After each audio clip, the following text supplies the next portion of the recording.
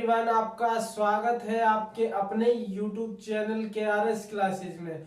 तो so guys, आज मैं स्टार्ट करने जा रहा हूँ 10th क्लास साइंस का एक बहुत ही इम्पोर्टेंट क्वेश्चन है जो हर बार बायोलॉजी का है, हर बार बोर्ड में पूछा जाता है। ठीक है दोस्तों, तो वो क्वेश्चन क्या है तो देखते हैं। तो देखिए, मानव के पाचन तंत्र का नामांकित चित्र सहित व्याख्या करनी है। क्या करनी है? मानव का पाचन तंत्र बनाना है और उसके नाम लिख रहे हैं, जैसे इस चित्र में लिखे गए हैं। देखिए, ये लिख रखे हैं, है ना। और क्या करना है, इस पूरे जो भी अंग दिए गए हैं इनका सभी का क्या करना है, वर्णन करना है। अब देखिए, ये अक्सर पूछा जाता है, इंपॉर्टेंट क्वेश्चन है बोर्ड के लिए, ठीक है ना। तो देखिए, सबसे पहले हम भोजन की बात करें। हम भोजन खाते क्यों हैं? नहीं बात समझ आई? हम भोजन खाते क्यों हैं? क्योंकि भोजन हमारे लिए आवश्यक है। क्यों आवश्यक है? क्योंकि हम जितने भी दैनिक जीवन में कार्य करते हैं, सभी कार्यों के लिए कोई ना कोई ऊर्जा हमको चाहिए होती है। अब वो ऊर्जा मिलती कहां से है? वो ऊर्जा हमको भोजन से ही प्राप्त होती है। चलो, हमने भोजन खा लिया, क्या खाते ही ऊर्जा मिल जाएगी? तो ऐसा नहीं होता है। धीरे धीरे भोजन का पाचन होता है, क्योंकि छोटे छोटे टुकड़ों में टूटता है भोजन और अलग अलग अंगों में उसका पाचन होता है। तब जाकर हमको ऊर्जा मिलती है। तो वो ऊर्जा किस तरीके से मिलती है और भोजन का पाचन किस तरीके से होता है, तो इसके बारे में डिस्कस करने वाले हैं। तो देखिए, पाचन किसे कहते हैं, पहले पाचन के बारे में ही जानते हैं। देखिए, भोजन में उपस्थित जटिल अघुलनशील पदार्थों, जैसे कि क्या है, कार्बोहाइड्रेट होते हैं भोजन में, अंदर वसा होता है, लवण होता है, खनिज होता है और अन्य पदार्थ भी होते हैं, आदि को घुलनशील पदार्थों में बदलने की क्रिया को क्या कहते हैं, पाचन कहते हैं। देखिए, भोजन में कई प्रकार के अवयव उपस्थित होते हैं, जैसे कार्बोहाइड्रेट, वसा, प्रोटीन, खनिज, लवण आदि। ठीक है, इनको सरलतम रूप में तोड़ना ही क्या कहलाता है, पाचन कहलाता है। आगे देखिए, मनुष्य की आहार नाल। अब ये आहार नाल क्या होती है? आहार नाल जो पूरी जितने भी अंग है ना, जो हमारे पाचन में सहायता करते हैं, जितने भी अंग हैं वो सभी क्या कहलाते हैं, आहार नाल कहलाते हैं। तो देखिए, आहार नाल यह मुख से गूदा तक फैली लगभग 8 से 10 मीटर लंबी खोखली तथा अत्यधिक कुंडलित नलिका होती है। देखिए, यह मुख से और कहां तक, गूदा द्वार तक कितनी लंबी होती है, यहां से जाती हुई देखिए इधर तक आती है। तो इसकी लंबाई कितनी होती है, लगभग 8 से 10 मीटर होती है। ठीक है ना। अब देखिए, आहार नाल के क्या है, कुछ प्रकार हैं कि आहार नाल में कौन कौन से अंग पाए जाते हैं जिनके क्या है, जो पाचन में सहायता प्रदान करते हैं। तो देखिए, कौन कौन से अंग हैं उनके बारे में देखेंगे। देखिए, पहला मुख गुहिका, ग्रासनाल, अमाशय, छोटी आंत, बड़ी आंत, ये सभी क्या है, पाचन क्रिया में भाग लेते हैं। सभी अंग अलग अलग खनिज, लवणों, कार्बोहाइड्रेट आदि का पाचन करते हैं। देखिए, मुख्यतः शुरुआत में हम पढ़ने वाले मुख गुहिका क्या होती है। तो मुख गुहिका ऊपरी अचल तथा निचले चल जबड़े के मध्य स्थित होती है। देखिए, ऊपरी जो जबड़ा होता है, जो हमारा ऊपरी जबड़ा होता है, क्या वो चलता है, क्या इधर इधर होता हो, ऊपर नीचे होता हो, नहीं होता ना। निचला जबड़ा होता है जो ऊपर नीचे दाएं बाएं कर सकते हैं हम। देखिए, तो इनके मध्य जो ये वाला भाग होता है ना, इसको बोलते हैं मुख गुहिका, इस अंदर वाले भाग को। ठीक है ना। और जो मुख होता है वो 2 होठों से घिरी हुई बंद संरचना होती है, जिसे क्या कहते हैं, मुख कहते हैं। अब आगे देखिए, इसका पश्चिम भाग ग्रसनी कहलाता है। जो पीछे वाला भाग है ना, ये वाला, यहाँ वाला, इसको कहते हैं ग्रसनी। क्या कहते हैं भाई, ग्रसनी कहते हैं। जबड़े दांत युक्त होते हैं। जो जबड़े होते हैं ना, हमारा ऊपर का जबड़ा और नीचे का जबड़ा, इसमें क्या लगे हुए होते हैं, दांत लगे हुए होते हैं, जो भोजन को काटने एवं चबाने में सहायता करते हैं। यानी कि जबड़ों में दांत होते हैं और दांतों का क्या काम होता है? हमारे दांतों का काम होता है भोजन को चीरना, फाड़ना और छोटे छोटे टुकड़ों में तोड़ने का काम होता है हमारे दांतों का।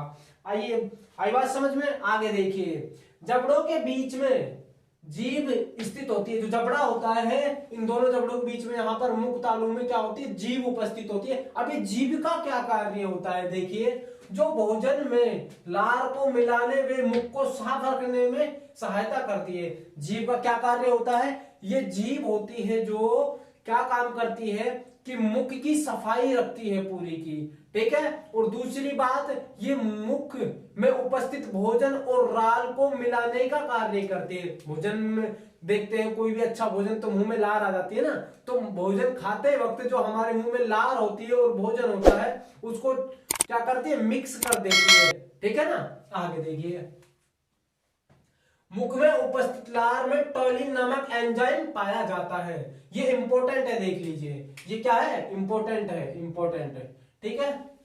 कई बार क्वेश्चन पूछा जाता है यहां से कि मुख में कौन सा एंजाइम पाया जाता है। जो मुख में लार होती है ना हमारी, उसमें कौन सा एंजाइम पाया जाता है? तो कौन सा एंजाइम पाया जाता है? टॉयलिन नामक एंजाइम पाया जाता है। अब टाइलिन नामक एंजाइम होता है वो किसका पाचन करता है? फिर टाइलिन नामक एंजाइम होता है जो स्टार्च का पाचन करता है। यहां तक दिक्कत है? कुछ नहीं है। आगे देखिए, जो कि स्टार्च का पाचन करता है। भोजन का सर्वप्रथम पाचन मुख में ही होता है। ये क्वेश्चन है जो कॉम्पिटिटिव एग्जाम में भी पूछा जाता है। कोई भी गवर्नमेंट एग्जाम की तैयारी करोगे तो उसमें पूछा जाता है कि सर्वप्रथम जो हमारे भोजन का पाचन कहाँ होता है, तो सर्वप्रथम सबसे पहले भोजन का पाचन होता है मुख में, क्योंकि मुख ही होता है जो दांतों की सहायता से भोजन को छोटे छोटे टुकड़ों में तोड़ने का काम करता है। अब आगे देखिए, अब देखिए ग्रासनाल। अभी ग्रासनाल क्या होती है? देखिए ग्रासनाल ये होती है, ग्रासनाल यहां से लेकर और यहां तक जो भाग है ना ये वाला, ये इसको कहते हैं ग्रासनाल या ग्रासिका। इसकी लंबाई होती है 25 सेंटीमीटर। कितनी लंबाई होती है भाई इसकी? 25 सेंटीमीटर इसकी लंबाई होती है। देखिए ग्रासनाल लगभग 25 सेंटीमीटर वे सीधी नलिका होती है। ग्रासनाल सीने से होती, यानी कि हमारे सीने से होती हुई अमाशय में खुलती है। कहां खुल रही है? इसको बोलते हैं अमाशय। क्या बोलते हैं? स्टोमक यानी अमाशय। यहां पर खुलती है भैया, यहां पर खुल जाती है इस तरीके से, ठीक है ना। अमाशय में खुलती है। ग्रासनाल में श्लेष्मा पाई जाती है जो भोजन को निगलने में सहायता करती है। अब जो ये ग्रासिका या ग्रासनाल होता है, इसमें श्लेष्मा यानी चिपचिपा पदार्थ पाया जाता है, जिससे क्या है? जो क्या मदद करता है? भोजन को निगलने में, जो आसानी से निगला जा सके भोजन। अब एक गति और पाई जाती है, क्रमानुकुंचन गति पाई जाती है इसमें। किसमें? इस ग्रासनाल में। अब क्रमानुकुंचन गति क्या होती है? देखिए क्रमानुकुंचन गति होती है जब भोजन यहां आता है, यहां पर भोजन आता है तो ये यहां से फूल जाती है इस तरीके से। जब भी कोई ग्रास यहां आएगा तो ये यहां से फूल जाएगी। उसके बाद जब यहां से भोजन नीचे की तरफ खिसक जाएगा इस तरीके से, यहां आ जाएगा तो यहां से फूल जाएगी और वहां से सिकुड़ जाएगी। इस प्रकार की गति को क्या कहते हैं? क्रमानुकुंचन गति कहते हैं, ठीक है ना। अब देखिए, अब बारी आती है अमाशय की। यहां पर ग्रासनाल खुल जाती है और बारी आ जाती है अमाशय की। अब आगे देखिए, अमाशय एक जे आकार की संरचना होती है। जो अमाशय होता है ना, इसकी अंग्रेजी वर्णमाला का जो बड़ा जे होता है ना, जे, उसकी आकार की संरचना होती है इस तरीके से। दिख रहा है ना, जे की तरह ही तो बन रहा है इस तरीके से, ठीक है ना। जे आकार की संरचना होती है। अमाशय लगभग 24 सेंटीमीटर लंबी तथा 10 सेंटीमीटर चौड़ा होता है। जो अमाशय होता है ना, इसकी लंबाई लगभग 24 सेंटीमीटर तो लंबाई होती है और चौड़ाई कितनी होती है? इस तरीके से, कितनी? 10 सेंटीमीटर चौड़ाई होती है। आगे देखिए, अमाशय में भोजन रहता कितने टाइम के लिए है? अमाशय में भोजन रहता 2 से 3 घंटे। भोजन इस अमाशय में हमारा पचता रहता है। आगे देखिए, अमाशय में जठर ग्रंथियां पाई जाती हैं। ये अमाशय होता है ना, इसकी दीवार पर क्या पाई जाती हैं? जठर ग्रंथियां पाई जाती हैं। जिनका कार्य होता है क्या, जिनका कार्य होता है जठर रस को स्त्रावित करना, और जठर रस में होता है HCl अम्ल। क्या होता है? HCl अम्ल। जो HCl अम्ल को बोलते हैं हम हाइड्रोक्लोरिक अम्ल बोलते हैं। क्या बोलते हैं? हाइड्रोक्लोरिक एसिड बोलते हैं। देखिए जठर रस, इसमें जो जठर रस होता है वो क्या काम करता है, उसका कार्य क्या है? जठर रस में कुछ एंजाइम पाए जाते हैं। क्या पाए जाते हैं? एंजाइम। देखिए पेप्सिन नामक एंजाइम पाया जाता है जो प्रोटीन को किस में बदल देता है? पेप्टोन में बदल देता है। और एक एंजाइम और पाया जाता है जिसे कहते हैं रेनिन। अब रेनिन का क्या काम होता है? रेनिन का काम होता है दूध में उपस्थित पोषक तत्वों का पाचन करना। जो दूध में कोई भी पोषक तत्व होता है ना, उसका पाचन करने का काम कौन करता है? रेनिन। आई ना बात समझ में? ये क्या होता है? एक एंजाइम होता है। अब आगे बात करते हैं छोटी आंत की। देखिए छोटी आंत यहां आ गई, ठीक है ना। अब डी पढ़ने वाले हैं। मैंने देखो आहार नाल के भाग ही तो पढ़ रहे हैं हम, अब छोटी आंत के बारे में पढ़ेंगे। देखिए छोटी आंत ये क्या है? सबसे लंबी होती है, इसकी लंबाई सबसे अधिक होती है पूरे आहार नाल में, ठीक है ना। देखिए अमाशय छोटी आंत में खुलता है। जो ये अमाशय है ना, यहां से यहां खुलता है छोटी आंत में, यहीं से स्टार्ट हो जाती है हमारी छोटी आंत, यहीं से, ठीक है, जिसकी ग्रहणी बोलते हैं। आगे देखिए खुलता है, यह लगभग 6 मीटर लंबी एक कुंडलित नलिका होती है। कुंडलित मतलब देखो इस तरीके से ये नलिका होती है, इस तरीके से कुंडलित नलिका, कुंडली के रूप में, ठीक है। कुंडलित नलिका होती है, इसमें अधिकतर भाग में रसांकुर पाए जाते हैं। अब ये रसांकुर क्या होते हैं? देखो इस तरीके की उभरी हुई अंदर की तरफ, इस तरीके से उभरी हुई अंदर की तरफ संरचना होती है इसमें, इसमें अंदर की तरफ होती है। देखो इस तरीके से, ये छोटी आंत है ना, जो रेड कलर से लिख रखी है मैंने, क्या है? छोटी आंत। इस तरीके से इसमें उभरी हुई संरचना होती है जिनसे क्या बोलते हैं? रसांकुर कहते हैं। देखिए आगे पाए जाते हैं जो भोजन के पाचन और अवशोषण में सहायक होते हैं। देखिए जो रसांकुर का कार्य क्या होता है? ये रसांकुर होते हैं ना, ये भोजन में उपस्थित कई प्रकार के प्रोटीन है, कार्बोहाइड्रेट है, उनका अवशोषण, अवशोषण मतलब जैसे कि अवशोषण का मतलब समझिए, जैसे मिट्टी में पानी डालते हैं तो मिट्टी पी जाती है ना पानी को, उसी तरीके से भोजन में जो कार्बोहाइड्रेट होता है, प्रोटीन होता है, इन सभी का क्या कर लेती है? अवशोषण यानी सोच लेती है, ठीक है ना। आगे देखिए में सहायक होती है। छोटी आंत में प्रोटीन, कार्बोहाइड्रेट आदि का पाचन होता है। किस किस का पाचन होता है छोटी आंत में? प्रोटीन, कार्बोहाइड्रेट आदि का पाचन होता है। छोटी आंत के भागों को देखते हैं एक बार, है ना। इसका एक भाग है ग्रहणी, इसके अन्य भाग, 2 भाग और है। क्या है? एक तो देखिए मध्यांत यानी मध्य वाली, बीच वाली आंत, और एक है शेषांत यानी कि लास्ट वाली आंत, यहां पर जहां से बड़ी आंत में मिलती है, ठीक है। तो ग्रहणी पढ़ने वाले हैं इसमें, ठीक है। ग्रहणी यह सी आकार के समान होती है। इसकी जो आकृति है वो कैसी है? सी आकार के समान होती है। इसकी लंबाई लगभग 25 सेंटीमीटर होती है। यकृत से पित्त नली और अग्नाशय में ही इसके निचले भाग में आकर खुलती है। ग्रहणी छोटी आंत का एक भाग होता है।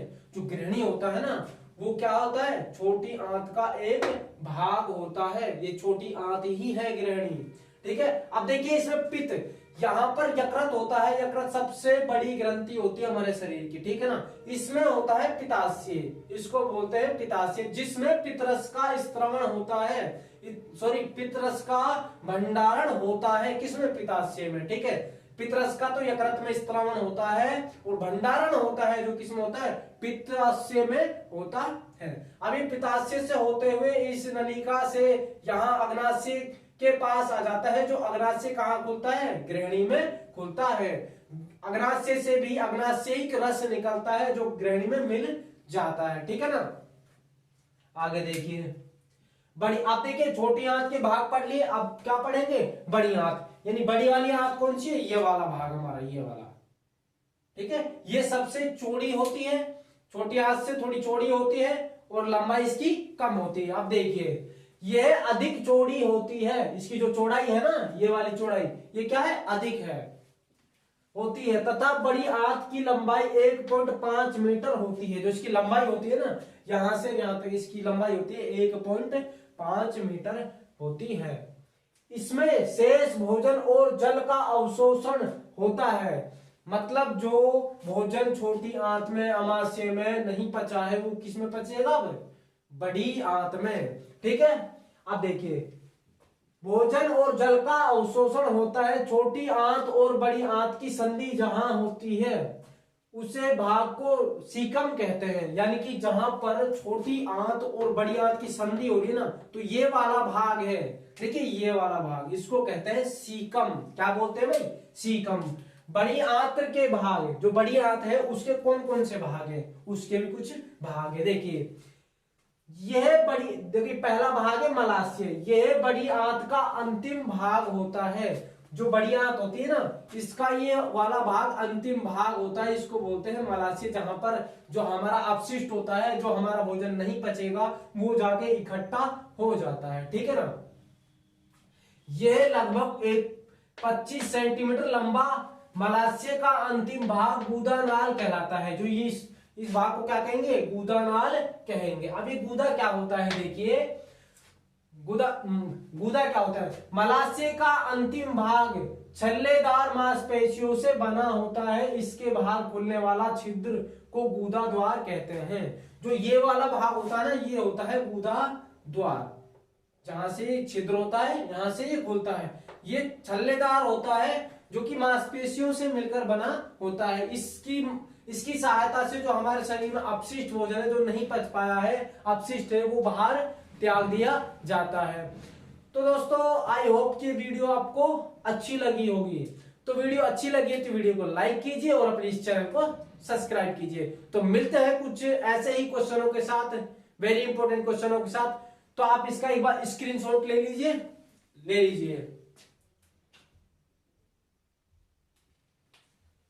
तो मिलते हैं नेक्स्ट क्लास में। Bye bye, take care.